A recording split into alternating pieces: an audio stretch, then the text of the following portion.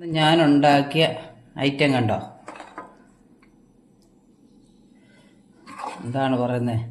എല്ലേന്നൊക്കെ നമ്മൾ മാറ്റി പിച്ചി എടുക്കുന്ന ചിക്കൻ എന്നൊക്കെ വേണമെങ്കിൽ പറയാം. പക്ഷെ എന്തോ പേരായാലും എന്താ, അടിപൊളി സംഭവമാണേ.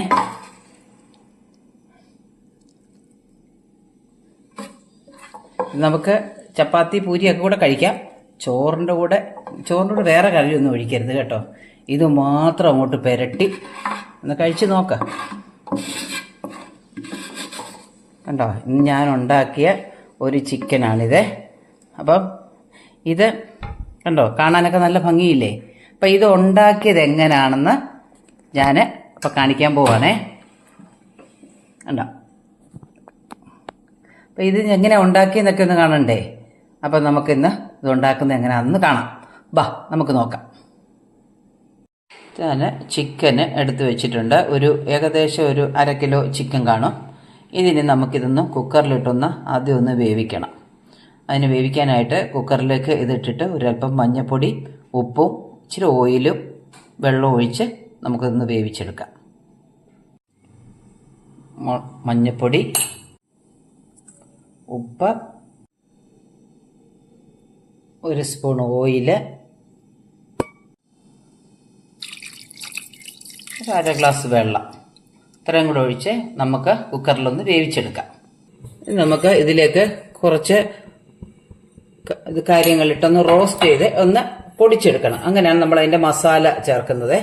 അതിന് വേണ്ടിയിട്ട് ഞാൻ ഒരു 1.5 സ്പൂൺ ജീരകം ഇട്ടു, ഒരു 2 സ്പൂൺ മല്ലി ഇട്ടു, പിന്നെ ബേ ലീഫ്, കറുവാപ്പട്ട, ഗ്രാമ്പൂ, ഏലക്ക, കുരുമുളക്, പിന്നെ നമ്മുടെ വറ്റൽമുളക് ഒരു 3 എണ്ണം, കാശ്മീരി മുളകാണ്.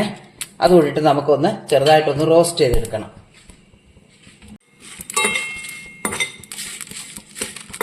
ഞാൻ ചിക്കന് വെന്തിട്ടുണ്ട്. ഇനി നമുക്ക് ചിക്കൻ മാത്രമായിട്ട് നമുക്കൊന്ന് മാറ്റി വെക്കണം. പിന്നെ വെള്ളം നമ്മൾ കളയരുത്, അത് നമുക്ക് ആവശ്യമുണ്ട്. ചിക്കന് വേവിച്ചത് വേറെ പാത്രത്തിലോട്ട് എടുത്ത് വെച്ചിട്ടുണ്ട്. അതാണ്ട് ചിക്കൻ സ്റ്റോക്ക് വേറൊരു ബൗളിലോട്ട് എടുത്ത് വെച്ചിട്ടുണ്ട്. ഇത് നമുക്ക് ആവശ്യമുണ്ട്. ഇത് പൊടിച്ച് നമുക്ക് ഇതിൻ്റെ മസാല ഇങ്ങനെ പൊടിച്ചെടുക്കണം. അപ്പം ഞാനിത് പൊടിച്ചുകൊണ്ട് വരാം. മസാല പൊടിച്ചുകൊണ്ട് വന്നിട്ടുണ്ട്. ഇനി നമുക്ക് ചിക്കന് ആ എല്ലേന്നൊക്കെ ഒന്ന് മാറ്റി ഒന്ന് സെപ്പറേറ്റ് ചെയ്യണം. ചിക്കൻ എല്ലേന്ന് മാറ്റി വേർതിരിച്ച് വെച്ചിട്ടുണ്ട്. എന്നിട്ട് ഇത്രയും വലിയ പീസായിട്ടൊക്കെ ഇട്ടാൽ മതി. ഇനി നമുക്ക് ഇത് ഉണ്ടാക്കാൻ പോവാം. ആദ്യം നമുക്ക് കുറച്ച് ഓയിൽ ഒഴിക്കാം.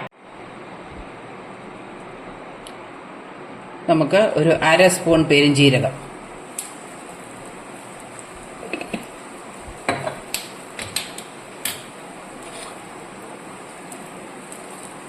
ഒരു 2 പച്ചമുളക് വട്ടത്തിലരിഞ്ഞത്. ഇനി നമുക്കിതിലേക്ക് സവാള, ഞാനൊരു മീഡിയം സൈസ് ഒരു സവാള നീളത്തിലരിഞ്ഞാണ് അതിലേക്ക് ഇട്ടു. ഇനി നമുക്കിതൊന്ന് വഴറ്റിയെടുക്കണം.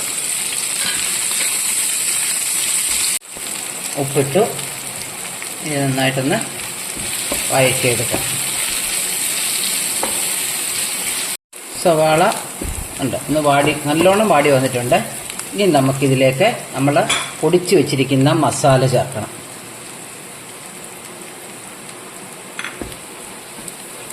മസാല ചേർത്ത് നന്നായിട്ടൊന്ന് മിക്സ് ചെയ്യണം.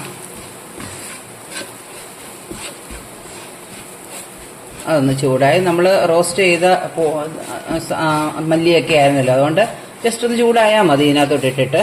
ഇനി നമുക്ക് ഇതിലേക്ക് തക്കാളി ഇടണം.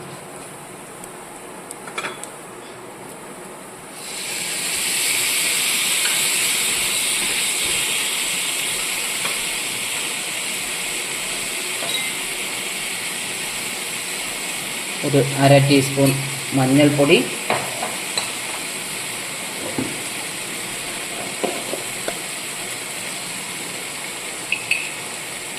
ഒരു 1/4 ടീസ്പൂൺ കാശ്മീരി മുളക് പൊടിയും കൂടി ഇട്ട് ഇനി നമുക്ക് ഈ തക്കാളി ഒന്ന് സോഫ്റ്റായി വരുന്നവരെ നമുക്കൊന്ന് വഴറ്റണം. അതിൻ്റെ കൂട്ടത്തിൽ നമുക്ക് ഇഞ്ചി വെളുത്തുള്ളിയും കൂടെ ചതച്ചിടാം. സവാള ഇടുമ്പോഴും ഇതിടാം, തക്കാളി ഇടുമ്പോഴും ഇടാം. കാരണം തക്കാളി ഇനിയും വഴറ്റി വരുന്നവരെ നമുക്ക് ഇടണം. സത്യം പറഞ്ഞു കഴിഞ്ഞാൽ സവാള എടുത്ത് വെച്ചിട്ട് ഇഞ്ചി വെളുത്തുള്ളി ചതച്ച് അവിടെ വെച്ചിരുന്നു. അതങ്ങ് മറന്നുപോയി. പറഞ്ഞ പോലെ വീഡിയോയിൽ കൂടുതൽ ശ്രദ്ധ വരുമ്പോൾ ചിലതൊക്കെ അങ്ങ് മറന്നുപോകും. അടുത്തൊക്കെ വെച്ചിട്ടാണ് ഇടുന്നത്, എന്നാലും ചിലപ്പോൾ അങ്ങ് വിട്ടുപോവേ. അപ്പം ഞാനൊരു പാത്രത്തിൽ വേണ്ട ഇഞ്ചി വെളുത്തുള്ളി അയ്യോ ഇട്ടില്ലല്ലോ എന്നും പറഞ്ഞുകൊണ്ട് സാരമില്ല, തക്കാളി ഇടുമ്പോൾ ഇട്ടാലും മതി. കാരണം ഞാൻ തക്കാളി ഒന്ന് വഴറ്റി വരുന്നവരെ നമുക്ക് ഇത് ചൂടാക്കി വെക്കണമല്ലോ. അപ്പോഴത്തേക്ക് ഇഞ്ചി വെളുത്തുള്ളിയുടെ പച്ചച്ചുവയൊക്കെ മാറിക്കോളും. ഇതിലേക്ക് കുറച്ച് കറിവേപ്പില ഇട്ടു. തക്കാളി ഏകദേശമൊക്കെ ഒന്ന് വാടി വന്നിട്ടുണ്ട്. ഇതിലേക്ക് നമുക്ക് ഇതാണ്ട് ചിക്കൻ സ്റ്റോക്ക് ഒഴിക്കാം.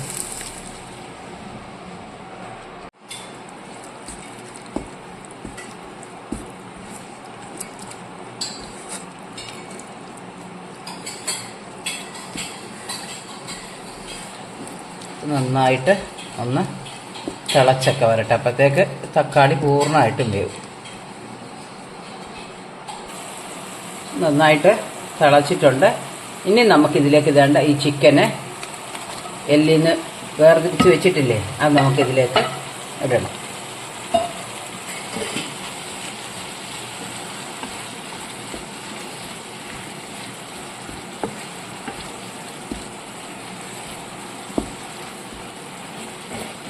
ഇതിൻ്റെ വെള്ളമൊക്കെ ഒന്ന് വറ്റി ഒന്ന് വരട്ടെ. റെഡിയായി. ഞാൻ തീ ഓഫ് ചെയ്ത് ഇനി ഒരു ശകലം കുരുമുളക് പൊടി,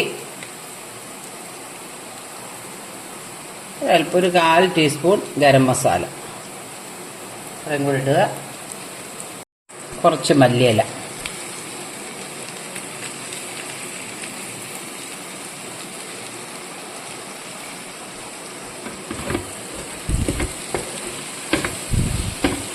നന്നായിട്ട് ഇളക്കി